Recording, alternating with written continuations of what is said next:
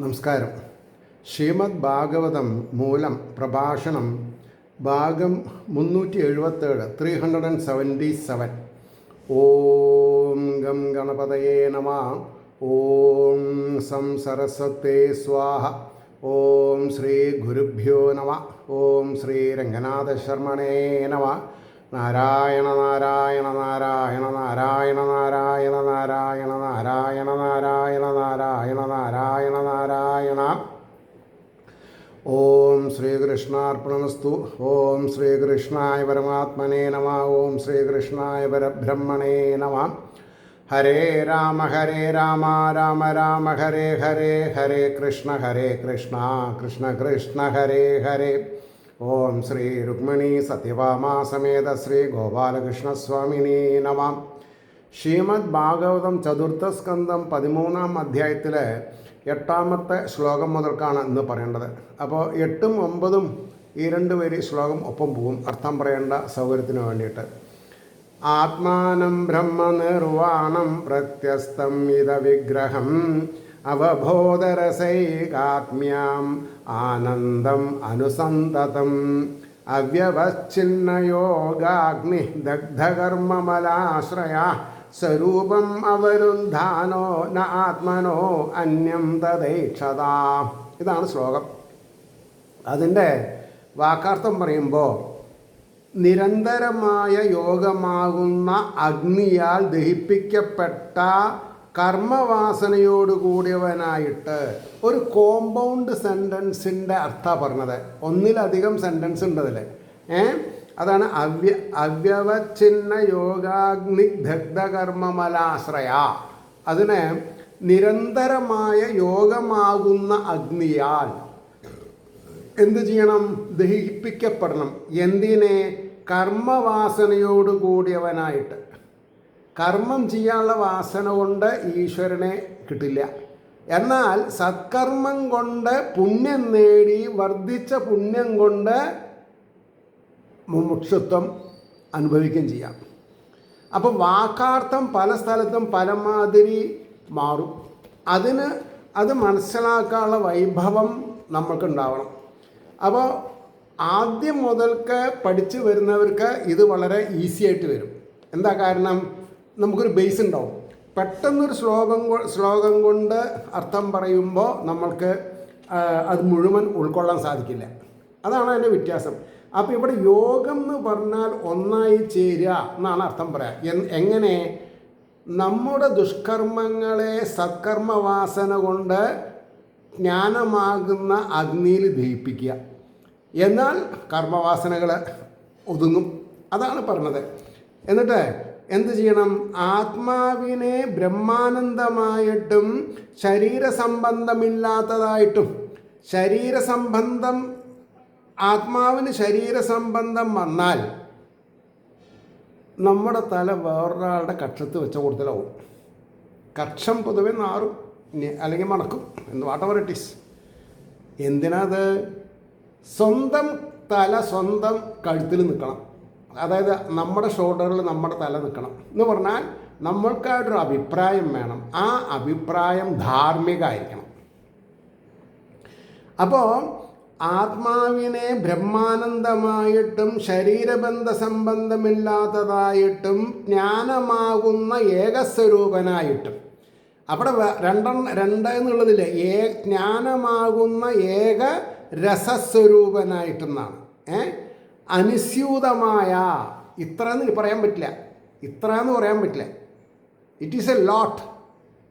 ഹിമാലയ പർവ്വതം പോലെ, ഈ ഭൂമിയെ പോലെ, ആകാശത്തിനെ പോലെ, സമുദ്രത്തെ പോലെ ആനന്ദമായിട്ടും അനുസ്യൂതമായ ആനന്ദമായിട്ടും തൻ്റെ രൂപമായിട്ടും തനിക്ക് പ്രശ്നങ്ങളൊന്നുമില്ലാതെ കണ്ട് സദാ ആനന്ദചിത്തനായിട്ടിരിക്കാൻ സാധിച്ചാൽ അതിനേക്കാൾ വലിയൊരു ക്രെഡൻഷ്യൽ ഈ ലോകത്തില്ല.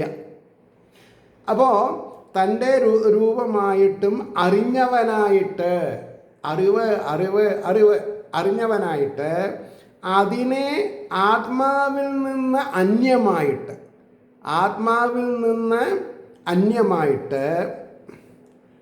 കണ്ടില്ല. ആത്മാവിൽ നിന്ന് അന്യമായിട്ട് കാണരുത്. ആത്മാവാണല്ല. അതിൻ്റെ ഭാവാർത്ഥം നോക്കുക.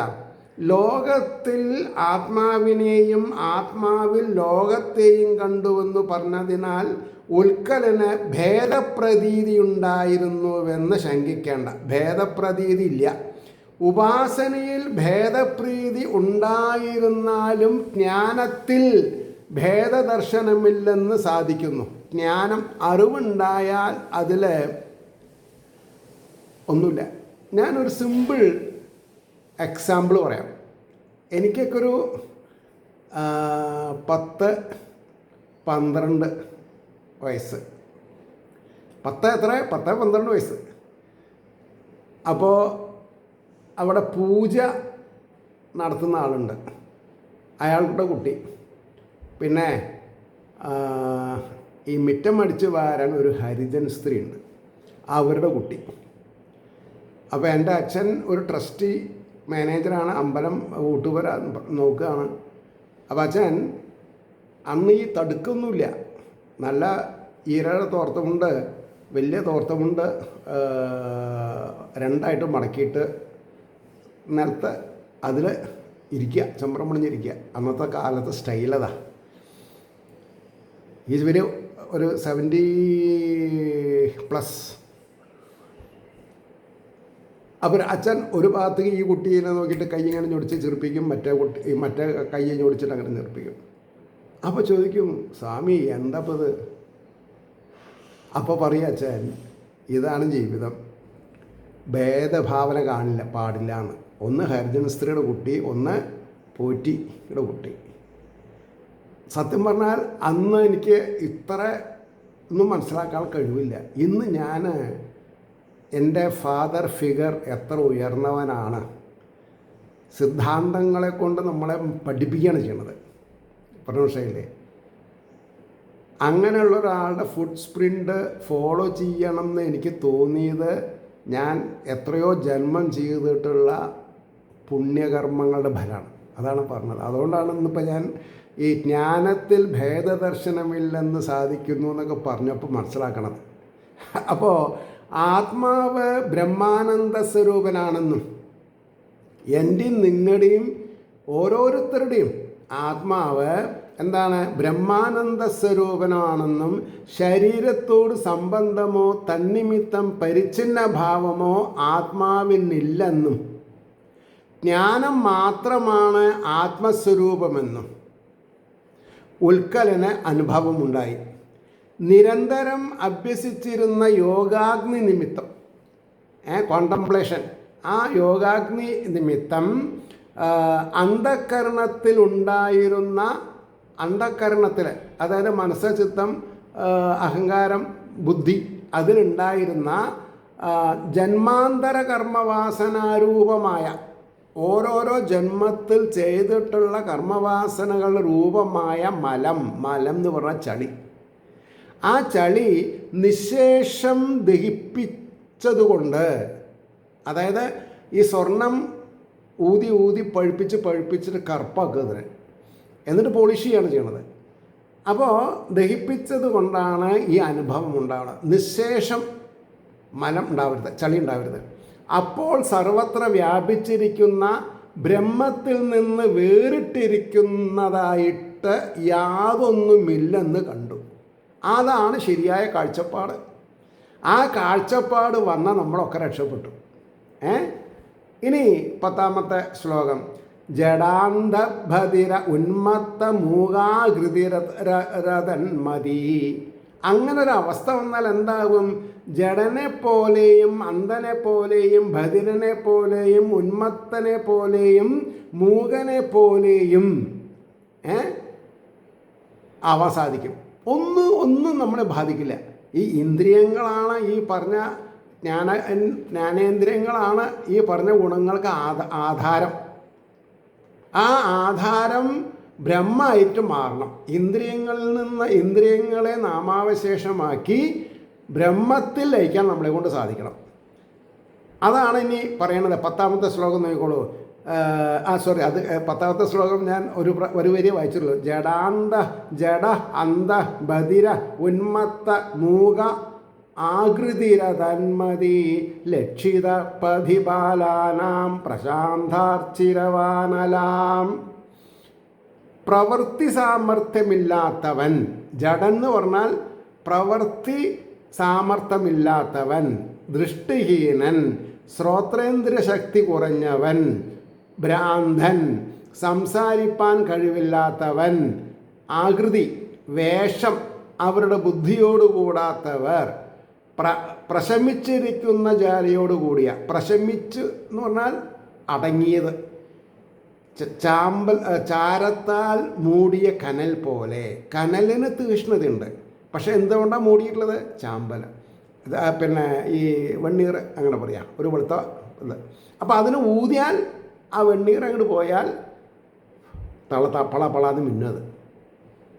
അപ്പോൾ അഗ്നി എന്നതുപോലെ മാർഗത്തിൽ അജ്ഞന്മാരാൽ കാണപ്പെട്ടു. അപ്പോൾ ഈ ഉൽക്കലൻ നടന്നു പോകുമ്പോൾ ബുദ്ധിയില്ലാത്ത ആൾക്കാരെ, കണ്ണ് കാണാത്തവർ, അതേ ജഡ അന്ധബധിര ഉന്മത്ത മൂഹ ആകൃതി തന്മതി പരിഹസിക്കാൻ തുടങ്ങി. ഞാൻ തന്നെ കഥ പറയുമ്പോൾ പറയാറുണ്ട്, നമ്മളെ ആൾക്കാർ ചവിട്ടി തേച്ചു. ഈ ചവിട്ടി തേക്കുന്നത് എന്തുകൊണ്ടാണ്? അവർക്ക് ഈ സാക്ഷി രൂപത്തിലിരിക്കുന്ന ആത്മാവിൻ്റെ ഗുണനിർവൃതി, പ്രവൃത്തിയല്ല ഗുണനിർവൃതി അണ്ടർസ്റ്റാൻഡ് ചെയ്യാൻ സാധിക്കില്ല.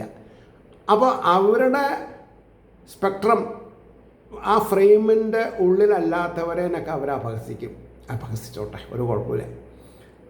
അപ്പോൾ അജ്ഞന്മാരാൽ കാണപ്പെട്ടു എന്നാ. ജ്ഞാനികൾക്കിത് പ്രശ്നമല്ല, അവർക്ക് സർവം ബ്രഹ്മമയം, ആ ഒരു ഇതിലെത്തണം.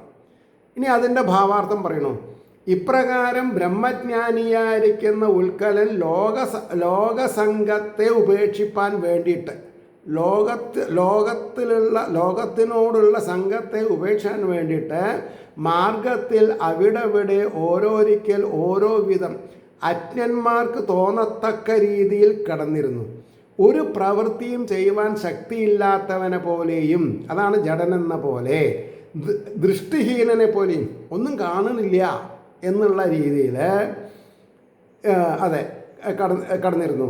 ഒരു പ്രവൃത്തിയും ചെയ്യുവാൻ ശക്തിയില്ലാത്തവനെ പോലെയും, ജഡനെ പോലെ, ദൃഷ്ടിഹീനനെ പോലെയും, കാതു കേൾക്കാത്തവനെ പോലെയും കാണുന്നവർക്ക് തോന്നിയില്ലെങ്കിലും വാസ്തവത്തിൽ സർവജ്ഞനായിരുന്നതിനാൽ ജഡാദികളെ പോലെ അല്ലായിരുന്നു അവൻ്റെ ഇൻ്റലിജൻസ്, ബുദ്ധി.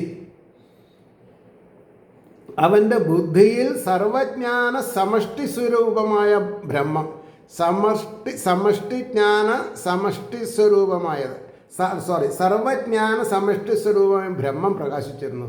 ജ്വാലയടങ്ങിയിരിക്കുന്ന അഗ്നി പുറമേ ദാഹശക്തി ഇല്ലാത്തതായി കാണപ്പെട്ടാലും ഉള്ളിൽ ആ ശക്തി ഉള്ളതായിരിക്കുന്നത് പോലെ ഉൽക്കലൻ്റെ ആകൃതി ജഡ അന്താദികളുടെ പോലെ ആയിരുന്നാലും വാസ്തവത്തിൽ ബ്രഹ്മാനന്ദ നിമഗ്നനായിരുന്നു.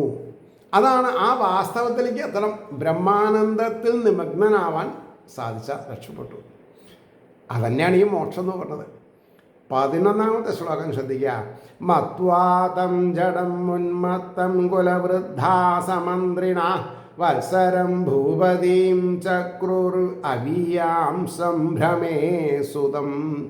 ഈ മക്കള് എന്നിട്ടുള്ളൊരു ഭ്രമം, ഐദർ സ്പൗസ് അതൊരു ഭ്രമം, ഇത് എൻ്റെ അത് നിൻ്റെ എന്നുള്ള ഭ്രമം. മന്ത്രിസഹിതന്മാരായ കുലവൃദ്ധന്മാർ അവനെ ജഡനും ഉന്മത്തനുമായി വിചാരിച്ചിട്ട് ഭ്രമിയുടെ പുത്രനും കനിഷ്ഠനുമായ വത്സരനെ രാജാവാക്കി. വത്സരൻ പേരാണ്, വത്സരനെ രാജാവാക്കി. ഇനി അതിൻ്റെ ഭാവാർത്ഥം വരുന്നു. കുലത്തിലുള്ള വൃദ്ധജനങ്ങളും പ്രായം ചെന്നിട്ടുള്ളവരെ, ഈ പ്രായം ചെന്നതുകൊണ്ട് ബുദ്ധി ഉണ്ടായിക്കൊള്ളണമെന്നില്ല, അങ്ങനെയുണ്ട്. അപ്പോൾ വൃദ്ധജനങ്ങളും മന്ത്രിമാരും ഉൽക്കലൻ ജഡനും ഉന്മത്തനുമാണെന്ന് വിചാരിച്ചതുകൊണ്ട് ധ്രുവൻ്റെ 2ാമത്തെ ഭാര്യയായ ഭ്രമിയിൽ, ആ വാക്ക് ഭ്രമിയിൽ ഉൽപ്പന്നനും ഉൽക്കലൻ്റെ കനിഷ്ഠനുമായ വത്സരനെ രാജാവാക്കി നിശ്ചയിച്ചു. ഭഗവത് ഭക്തി നിമിത്തം വിരക്തനായിരുന്ന അവസ്ഥയിൽ ധ്രുവനിൽ നിന്നുണ്ടായ പുത്രനായതുകൊണ്ടാണ് ഉൽക്കലന് രാജ്യാസക്തിയില്ലാതെ വന്നതെന്ന് അനുമാനിക്കുന്നതിനാൽ ഭഗവത് ഭക്തിയുടെ പരമബലം പരമാത്മജ്ഞാനമാണെന്ന് സൂചിപ്പിച്ചിരിക്കുന്നു. അതായത് ഈ ഭൗതികമായിട്ടുള്ള ദൃഷ്ടി അവസാനിപ്പിക്കുക, ഭൗതികമായിട്ടുള്ള വരവ് സമ്പാദ്യം തിരസ്കരിക്കാൻ സാധിക്കണമെങ്കിൽ അങ്ങേയറ്റം ആധ്യാത്മികമായിട്ടുള്ള പുരോഗതി ഉണ്ടായിരിക്കണം. അല്ലെങ്കിൽ ഉറക്കം വരില്ല, കഴിച്ചത് ദഹിക്കില്ല. ഏറ്റവും വലിയ രണ്ട് ഭാഗ്യ, കഴിച്ചത് ദഹിക്കുക, കടന്ന ഉറക്കം വരിക.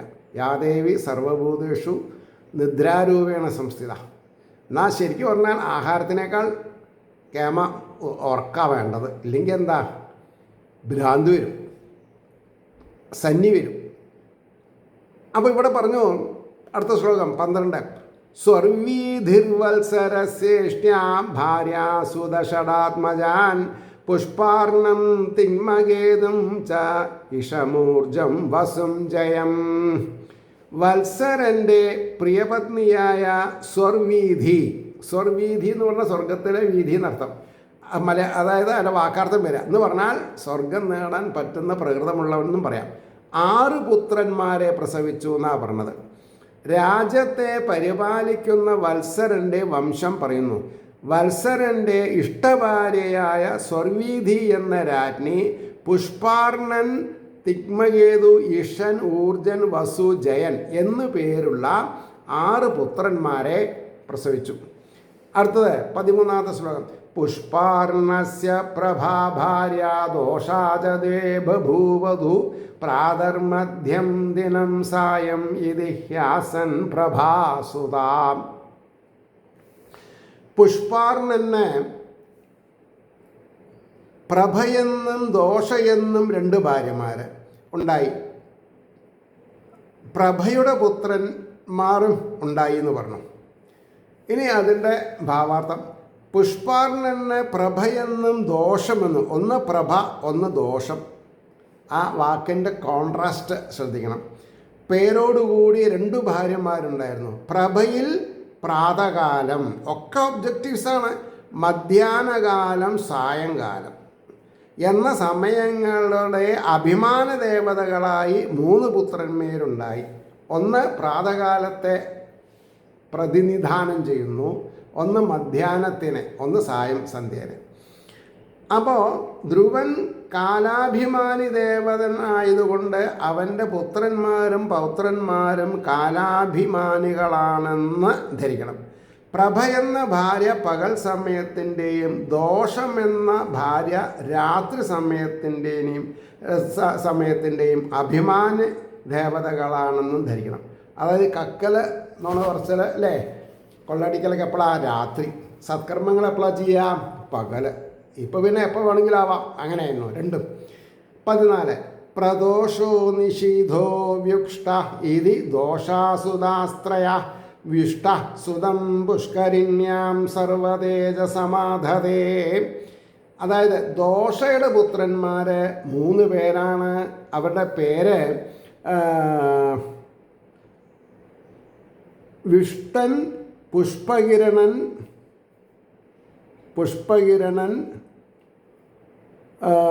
സർവതേജസ്. അതും ഒബ്ജക്റ്റീവ്സാണ്. സർവതേജസ് എന്നു പേരായ സുതനെ ആദാനം ചെയ്തു എന്ന് പറഞ്ഞു. ഇനി അതിൻ്റെ ആസിറ്റീസ് ഭാവാർത്ഥം പറയാണ്. പ്രദോഷൻ, നിഷിധൻ, വ്യുഷ്ടൻ എന്നീ 3 പേർ ദോഷയുടെ പുത്രന്മാർ. വിഷ്ടൻ പുഷ്പകരിണി എന്ന ഭാര്യയിൽ സർവതേജസ് എന്നു പേരായ പുത്രനെ ജനിപ്പിച്ചു എന്ന് പറഞ്ഞു. ഇനി 15ാമത്തെ ശ്ലോകം. ന ചക്ഷു സുതം ആകൂത്യാം പത്ന്യാം മനും അവാപഹ മനോരസുത മഹിഷി വിരജ അന്നഡ്വലാ സുതാൻ. അതായത് അവൻ ആകൂതി എന്ന ഭാര്യയിൽ ചക്ഷുസ് എന്ന് പറഞ്ഞാൽ ചക്ഷുസ് എന്ന് പറഞ്ഞാൽ കണ്ണ് കാണുന്നതെന്നർത്ഥം എന്നുള്ള പേരുള്ള മനുവായ പുത്രനെ പ്രാപിച്ചു. മനുവിൻ്റെ ഭാര്യയായ നഡ്വല വിരജസ്സുകളായ പുത്രന്മാരെ പ്രസവിച്ചു. ബൈ ലൈൻ അല്ലേ? അതിൻ്റെ ഭാവാർത്ഥം സർവതേജസ്സിന് ആകൂതി എന്ന പേരിൽ ആകൂതി എന്ന ഭാര്യയിൽ ജനിച്ച പുത്രന് ചക്ഷുസ് എന്നു പേർ. അവൻ ഇനിയത്തെ മനുവാകുന്നു. ചക്ഷുസ് ഇനിയത്തെ മനുവാകുന്നു. മനുവിൻ്റെ ഭാര്യയായ നഡ്വാലയിൽ ജനിച്ച പുത്രന്മാർ രാഗാദിദോഷവൃത്തികൾ ഇല്ലാത്തവരാകുന്നു. അവർ രക്ഷപ്പെട്ടു. ഈ രാഗാദിദോഷവൃത്തി ഉണ്ടെങ്കിൽ മുമുക്ഷുത്വം കിട്ടില്ല. അവിടെയാണ് പ്രശ്നം. ഇനി 16 പുരും കുൽസം ധൃതം ദ്യുമ്നം സത്യവന്തം വന്ദം അമൃതവ്രതം സത്യവന്തം ഋതവ്രതം അഗ്നിഷ്ടോമം മദീരാത്രം പ്രത്യുപ്നം ശിബിമുൽക്കലം. പുരു കുൽസൻ ധൃതൻ ദ്യുമ്നൻ സത്യവാൻ ഋതവാൻ അഗ്നിഷ്ടോമൻ അതിരാത്രാൻ പ്രത്യുപ്നൻ ശിബി ഉൽമുഖൻ എന്നീ ആ പുത്രന്മാരുടെ പേര്. ആ പുത്രന്മാരുടെ അപ്പോൾ എത്ര ആളുണ്ടെന്ന് ചോദിച്ചാൽ പുരു കുൽസൻ ത്രിതൻ ദ്യുപ്നൻ സത്യവാൻ ഋതവ്രതൻ അഗ്നിഷ്ടോമൻ അതിരാത്രൻ പ്രത്യുപ്നൻ ശിബി ഉൽമുഖൻ. 11 ആയതുകൊണ്ട് 1 2 3 4 5 6 7 8 9 10 11 പേര്. ഇനി 17ാമത്തെ ശ്ലോകം. ഉൽമുഖോ അജനയത് പുത്രാൻ പുഷ്കരിണ്യാം ഷഡുത്തമാൻ അംഗം സുമനസംഖ്യാതിം ക്രതും അങ്കിരസം ഗയം. ഉൽമുഖൻ ശൗശീല്യാദികളായ ഉത്തമ ഗുണങ്ങൾ തികഞ്ഞ 6 പുത്രന്മാരെ പുഷ്കരിണി എന്ന ഭാര്യയിൽ ജനിപ്പിച്ചു. അവരുടെ പേരാണ് അങ്കൻ, സുമനസ്, ഖ്യാതി, ക്രതു, അങ്കിരസ്, ഗയൻ എന്ന പേരുള്ളവരെന്ന് പറഞ്ഞു. 18 സുനീതാംഗസ്യ പത്നി ചുശുഷുവേ വേനമുൽബണം യദ്ദൗശീല്യാത് സ്വരാജർഷിർ നിർവിണ്ണോ നിരകാൽ പുരാത്. അങ്കൻ്റെ സുനീതി എന്ന ഭാര്യ ഭയങ്കരമായ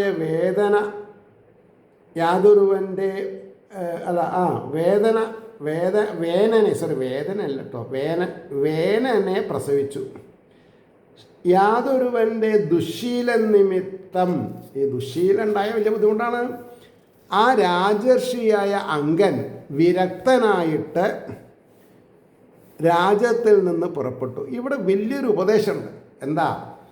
വിരക്തി ഉണ്ടാവാൻ ഏറ്റവും അനുയോജ്യമായിട്ടുള്ള കാര്യം എന്തെങ്കിലും ഒരു മൈനസ് ആസ്പെക്റ്റ് ജീവിതത്തിൽ ഉണ്ടായാൽ മതി. അപ്പോൾ വിരക്തി വരും. അതില്ലാത്തത് കൊണ്ടാണ് അഹങ്കാരം നമുക്ക് ധാരാളം ഉണ്ടാവണത്. അത് പാടില്ല. ഇനി അതിൻ്റെ ഭാവാർത്ഥം പറയണോ? അംഗരാജാവിൻ്റെ ഭാര്യയായ സുനീത ഒരു പുത്രനെ പ്രസവിച്ചു. അവന് വേനൻ എന്നു പേർ. ഏവർക്കും ഭയം ജനിപ്പിക്കുന്ന സ്വഭാവമുള്ളവനായിരുന്നു അവൻ. പുത്രൻ്റെ ദുശ്ശീലം നിമിത്തം രാജർഷിയായിരുന്ന അംഗരാജാവ് ദുഃഖാധിക്യത്താൽ സംസാരവിരക്തനായിട്ട് രാജ്യം വിട്ടുപോയി. അതാണ് ഈ ഭാഗവതത്തിൻ്റെ ഇതിവൃത്തത്തിൽ പുത്രേഷണ, ധാരേഷണ, അർത്ഥേഷണ, സമ്പത്ത്, ഐദർ സ്പൗസ്, മക്കള്, ഇങ്ങനെ 3 ഹർഡിൽസാണ്. എവിടേക്ക് മുമുക്ഷത്വത്തിലേക്ക്. ഇനി 19ാമത്തെ ശ്ലോകം പറഞ്ഞു. യം അംഗ ശേബു കുപിത വാഗ്വജ്ര മുനയ കില ഗദാസ അസ്തസ്യ ഭൂയസ്തേ മന്മധുർദക്ഷിണം കരം. പൂജ്യാം. യാതൊരുവനെ കോപിച്ചവരും വാക്കാകുന്ന വജ്രത്തോടു കൂടിയവരുമായ മുനിമാർ ശപിച്ചുപോൾ. പിന്നെ അവർ പ്രാണഹീനനായ അവൻ്റെ വലത് കൈയിനെ മഥനം ചെയ്തു. വലത് കൈയിലെ മഥനം ചെയ്തപ്പോൾ എന്താ ഉണ്ടായത്? അടുത്ത ശ്ലോകത്തിൽ പറയും. അപ്പോൾ ഇതിൻ്റെ ഭാവാർത്ഥം: ഹേ പൂജ്യനായ വിതുര, വേനൻ്റെ ദുർവ്യാപാരത്താൽ. അപ്പോൾ ഈ ദുർവ്യാപാരം ഉണ്ടാവുമ്പോഴാണ് വജ്രം പോലെയുള്ള അവരുടെ വാക്കാകുന്ന ആയുധത്തെ അവൻ്റെ നേർക്ക് ഉപയോഗിച്ചു. അവൻ നശിക്കണമെന്ന നിശ്ചയത്തോടുകൂടെ അവനെ അവർ ശപിച്ചു. പ്രാണഹീനനായിരുന്ന അവൻ്റെ വലത്തു കൈയിനെ അവർ മന്ഥനം ചെയ്തു എന്ന് പറഞ്ഞാൽ കടഞ്ഞു. അപ്പോഴാണ് പൃഥുചക്രവർത്തി ഉണ്ടാവണതെന്നൊക്കെയാണ് പറയണത്. അപ്പോൾ പറയണു ശ്ലോകം 20: അരാജകേ തഥാലോകേ ദസ്യുഭി പീഡിതാ പ്രജാം ജാതോ നാരായണാംശേന. നാരായണൻ്റെ അംശമായിട്ട് പൃഥുരാധ്യാക്ഷിതീശ്വര, പൃഥു മുതൽക്കിട്ടുള്ള പിന്നെ ആൾക്കാർ ജനിച്ചു. അതെ. അപ്പോൾ അതിൻ്റെ വാക്കാർത്ഥം എങ്ങനെയാണ് പറയുക? അപ്പോൾ രാജാവില്ലാതിരുന്ന ലോകത്തിൽ പ്രജകൾ ശത്രുക്കളാൽ ഉപദ്രവിക്കപ്പെട്ടവരായിട്ട് നാരായണാംശത്തോടുകൂടെ ആദ്യനായ രാജാവായ പൃഥു ജനിച്ചു. ആദ്യത്തെ രാജാവ് പൃഥു ചക്രവർത്തി, നാരായണാംശം. അതിൻ്റെ ഭാവാർത്ഥാണ് പറഞ്ഞത്. വേനൻ്റെ വലത്തു കൈയിനെ മുനിമാർ കടയുവാനുണ്ടായ കാരണം പറയുന്നു. മുനിശാപത്താൽ വേനൻ മരിച്ചു. അതിനു മുമ്പ് തന്നെ അംഗരാജാവ് രാജ്യം ഉപേക്ഷിച്ചു. ഇപ്പോൾ പാലകനില്ലാതെ ഭവിച്ച രാജ്യത്തിലെ ജനങ്ങൾ ദുർജനങ്ങളിൽ നിന്ന് പരമ ഉപദ്രവം അനുഭവിക്കുന്നവരായിട്ട് ദുഃഖിച്ചു തുടങ്ങി. അപ്പോൾ സത്യസങ്കൽപ്പന്മാരായ മുനിമാർ ശ്രീനാരായണനെ സ്തുതിച്ചതുകൊണ്ട് വേനൻ്റെ വലത്തു കൈയിനെ മഥനം ചെയ്തു. അതിൽ നിന്ന് പൃഥു ജനിച്ചു. അദ്ദേഹം ശ്രീനാരായണാംശാവതാരമാകുന്നു. ലോകത്തിലെ ആദ്യനായ രാജാവായി ഭവിച്ചു. ഇതിനു മുമ്പും രാജാക്കന്മാരുണ്ടായിട്ടുണ്ട്. എങ്കിലും അവരിൽ വെച്ച് രാജ്യപരിപാലന വിഷയത്തിൽ പല പരിഷ്കാരങ്ങളെയും ഇദ്ദേഹം വരുത്തിയത് കൊണ്ടാണ് ആദ്യനായ രാജാവ് എന്ന് ജനങ്ങൾ പറഞ്ഞുവെന്നത് ധരിക്കണം, നമ്മൾ മനസ്സിലാക്കണം എന്ന് പറഞ്ഞു. വിദ്യുരാവാചാം 21 ശ്ലോകം: തസ്യ ശീലനിധേ സാധോ ബ്രഹ്മണ്യസ്യ മഹാത്മന രാജ്ഞാ കഥം അബുദ്ധിഷ്ടാ പ്രജാം യദ്വിമനായയോ. ഹേ ശോഭനേ, ആ സല്യൂട്ടേഷൻ, ഹേ ശോഭനേ, സൽസ്വഭാവത്തിൻ്റെ ഇരിപ്പിടവും ബ്രാഹ്മണ ഭക്തനും മഹത്തായ മനസ്സുള്ളവനുമായ ആ രാജാവിന് ദുസ്സന്താനം എങ്ങനെ ഉണ്ടായി? അത് വലിയൊരു ചോദ്യമാണ്. ദുസ്സന്താനം എങ്ങനെ ഉണ്ടായി? യാതൊരുവനാൽ വിമനസ്കനായിട്ട് പുറപ്പെട്ടു പോയി. അതായത് ആ കുട്ടീനെ ഇപ്പം എങ്ങനെ ഉപേക്ഷിക്കുക? അപ്പോൾ ആ കുട്ടി വളരെ നമ്മൾ കാണണ്ടെന്ന് വിചാരിച്ചിട്ട് വിട്ടുപോയി എന്നാണ് പറഞ്ഞത്. അപ്പോൾ അതിൻ്റെ ഭാവാർത്ഥം പറഞ്ഞിട്ട് നിർത്താം. ഹേ ശോഭനേ, ഹേ ശോഭനേ, സൽസ്വഭാവിയും സദാചാരനിഷ്ഠനും ബ്രാഹ്മണ ഭക്തനും മഹാത്മാവുമായ അംഗരാജാവിന് ദുഷ്ടപുത്രൻ ഉണ്ടായതെങ്ങനെ? പുത്രൻ്റെ ദുശ്ശീലം നിമിത്തം രാജ്യം വിട്ടുപോയല്ലോ. സദാചാര സൽഗുണ സമ്പന്നന്, സദാചാരം തന്നെ സൽഗുണമായിട്ട് വിചാരിച്ച ആൾക്ക് അത്രത്തോളം കുൽസിതശീലനായ പുത്രനുണ്ടായി എന്ന് കേൾക്കുന്നതിൽ ആശ്ചര്യം തോന്നുന്നു. അതിൻ്റെ രഹസ്യമായ കാരണം പറഞ്ഞു തരുന്നതാണ്. അവിടെ നിർത്താം. അപ്പോൾ എല്ലാറ്റിനും ഒരു രഹസ്യമായ കാരണമുണ്ട്. അതായത് ട്രാൻസ്പാരൻ്റ് ആണ്, പക്ഷെ കാണാൻ പറ്റില്ല. മനസ്സിലായില്ലേ? ഏവർക്കും ശ്രീഹരിയുടെ അനുഗ്രഹാശിസ്സുകൾ നിർലോഭം ഉണ്ടാവട്ടെ എന്ന് വിവക്ഷിക്കുന്നതോടുകൂടി ലോകാസമസ്ത സുഖിനോഭവന്തു ആയിരിക്കട്ടെ നമ്മുടെ പ്രാർത്ഥന എന്ന് കൂടി സ്മരിച്ചുകൊണ്ട് വാക്കുകൾ ഉപസംഹരിക്കുന്നു. നമസ്കാരം. നാളെ കാണാം.